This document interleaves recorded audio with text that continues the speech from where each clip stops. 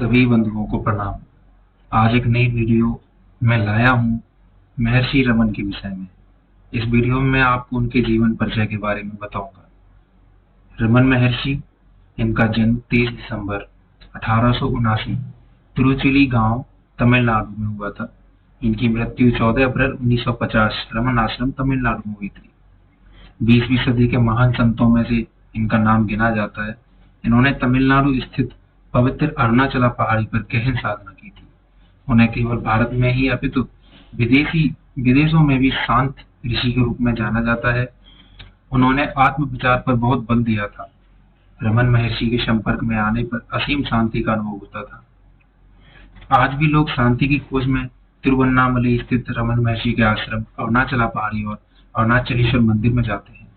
महर्षि ने भारत के साथ साथ पश्चिम के कई देशों में अपना उजाला फैलाकर देश को गौरवान्वित किया तथा मानव जाति की बहुमूल्य सेवा की।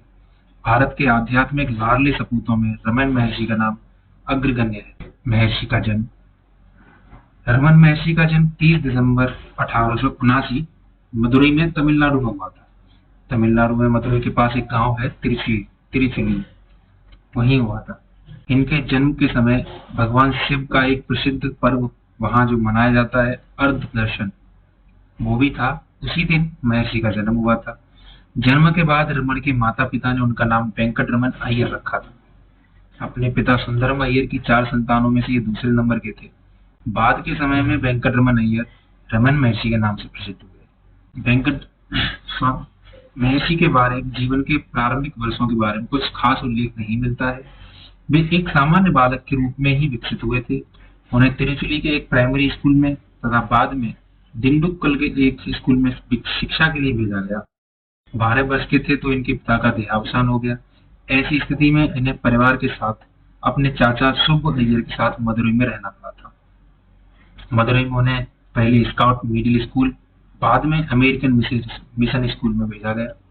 यद्यपि वह तीव्र बुद्धि एवं तीव्र स्मरण शक्ति से संपन्न थे, किंतु फिर भी अपनी पढ़ाई के प्रति गंभीर नहीं थे।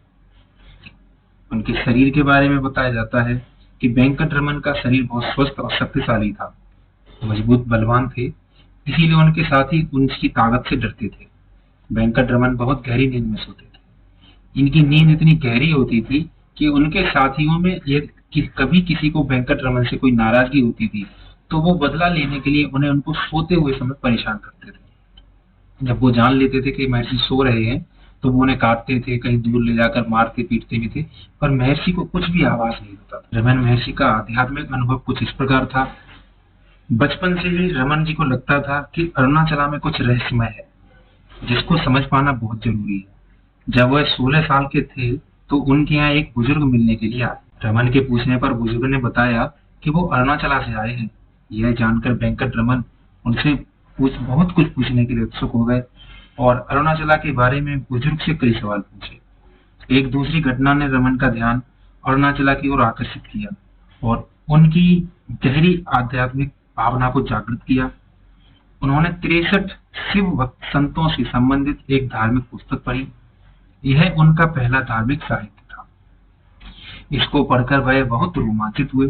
पुस्तक में दिए गए पवित्र संतों के उदाहरण उनके हृदय को छू गए।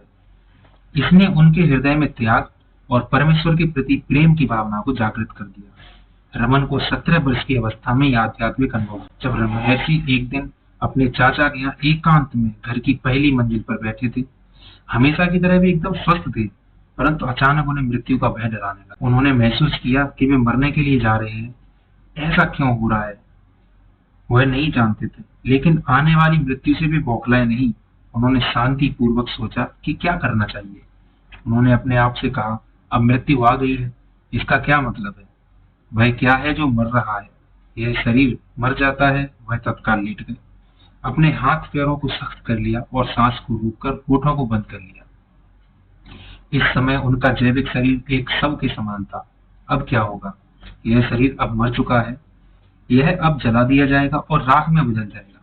लेकिन शरीर की मृत्यु के साथ क्या मैं भी मर गया हूँ? क्या मैं शरीर हूँ? यह शरीर तो शांत और निष्क्रिय है, लेकिन मैं तो अपनी पूर्ण शक्ति और यहाँ तक कि आवाज को भी महसूस कर पा रहा हूँ। मैं इस शरीर से परे कुछ और हूँ। मैं एक आत्मा हूँ। शरीर मर जाता है पर आत्मा को मृत्यु नहीं छू पाती। मैं अमर आत्मा हूँ। बाद में रमन ने इस अनुभव को अपने भक्तों को सुनाया और बताया कि यह अनुभव तर्क की प्रक्रिया से परे है। उन्होंने सीधे सच को जाना और मृत्यु का डर सदा के लिए गायब हो गया। इस प्रकार युवा वेंकट रमन ने बिना किसी साधना के अपने आप को आध्यात्मिकता के शिखर पर पाया। अहंकार स्वयं जागरूकता की बाढ़ में कहीं खो गया। अचानक एक लड़का जो कि वेंकट रमन के नाम से जाना जाता था, एक साधु और संत में बदल गया। अब वह एक पूर्ण आत्मज्ञान के साथ विकसित ज्ञानी भी था। महर्षि का जीवन परिवर्तन और उनका गृह त्याग। युवा ऋषि का जीवन अचानक बदल गया। जो वस्तुएं पहले मूल्यवान थी, उन्होंने अपना मूल्य खो दिया। अध्ययन, मित्र, रिश्तेदार, परिवार आदि का उनके जीवन में कोई महत्व नहीं रहा। वह पूरी तरह अपने परिवेश के प्रति उदासीन हो गए। विनय, गैर प्रतिरोधकता और अन्य गुण उनके श्रृंगार बन गए। अकेले बैठते और स्वयं को ध्यान में लीन रखते। वह रोज मीनाक्षी मंदिर जाते और हर बार भगवान और संतों की मूर्तियों के सामने खड़े होकर एक उमंग का अनुभव करते। उनकी आंखों से लगातार आंसू बहते रहते थे। एक नई दृष्टि लगातार उनके साथ थी। 17 वर्ष की अल्पायु में ही रमन का व्यवहार एक योगी के समान था।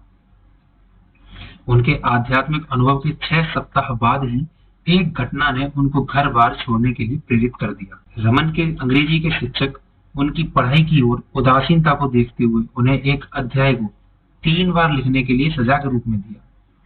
उन्होंने 2 बार तो लिख दिया, तीसरी बार इसकी निरर्थकता को जानकर लिखना छोड़ दिया। कागज किताब एक तरफ रख दिए और आंख बंद करके गहरे ध्यान में चले गए। इसके बाद उन्होंने घर छोड़ने का फैसला कर लिया। उन्हें पता था कि उन्हें कहाँ जाना है। उन्होंने पवित्र अरुणाचला पर्वत की यात्रा प्रारंभ कर दी। उन्होंने घर वालों के लिए एक चिट्ठी लिखी जिसमें लिखा था, मैं भगवान की खोज में उनके आदेशानुसार जा रहा हूँ। महर्षि का तिरुवन्नामलई में आगमन। मदुरई से तिरुवन्नामलई लगभग 400 किलोमीटर दूर है।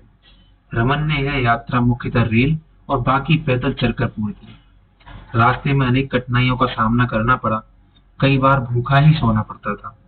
पैदल चलने और भोजन न मिलने से मूर्छित हो जाते थे।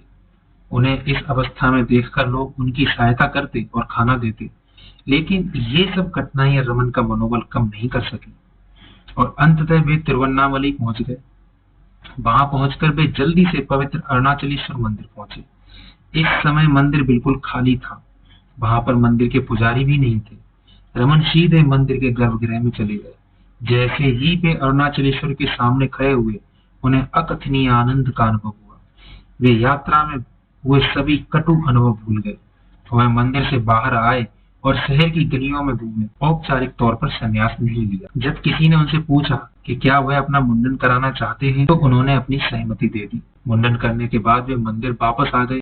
पवित्र अरुणाचलेश्वर मंदिर ही तिरुवन्नामलई में उनका पहला घर था। कुछ सप्ताह तक वे मंदिर के 1000 खम्भों वाले हॉल में रहे, लेकिन वहां पर कुछ शैतान लड़के पत्थर फेंककर उनके ध्यान में विघ्न डालते।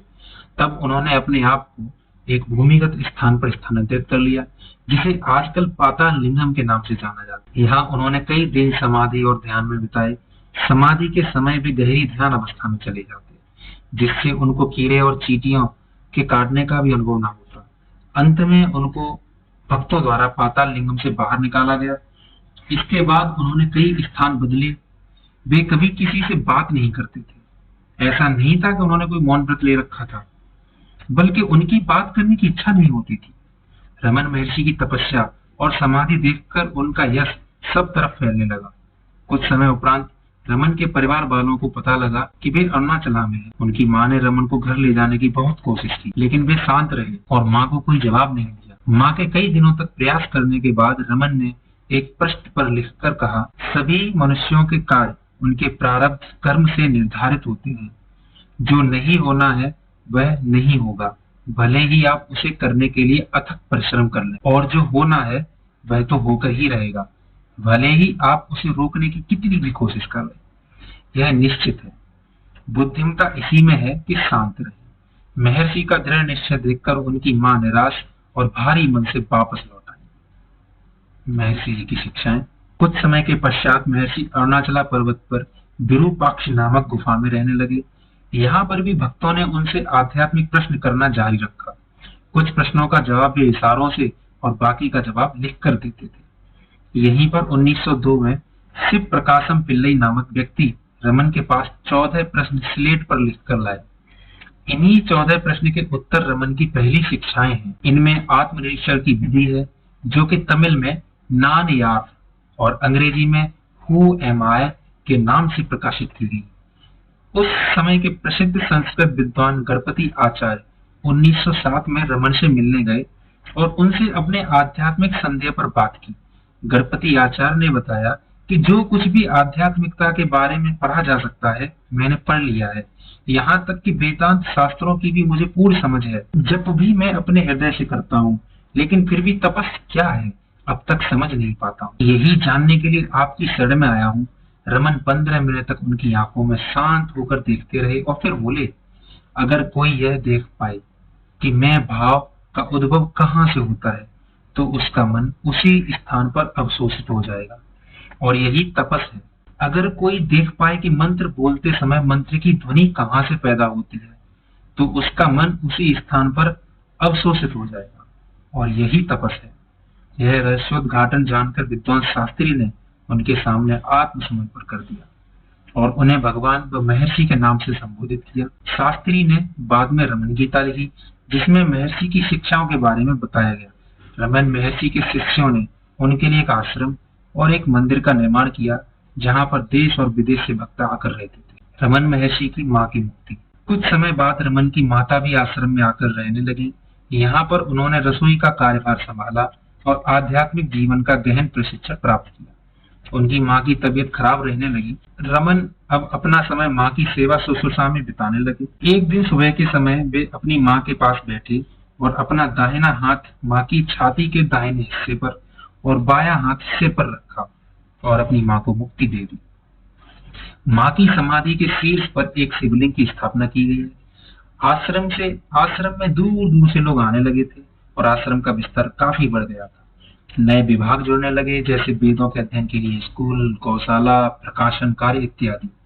एक माता का मंदिर भी बनाया गया, जहाँ नियमित पूजा होती थी। रमन ज्यादातर हॉल में ही बैठते और देखते रहते कि उनके चारों तरफ क्या हो रहा है। वह काफी निष्क्रिय रहते और पत्तों से प्लेट बनाते, अखबार पढ़ते और पत्रों के द्वारा पूछे गए प्रश्नों के उत्तर लिखते। महर्षि के पास बाहर जाकर उपदेश देने के लिए बहुत निमंत्रण आए।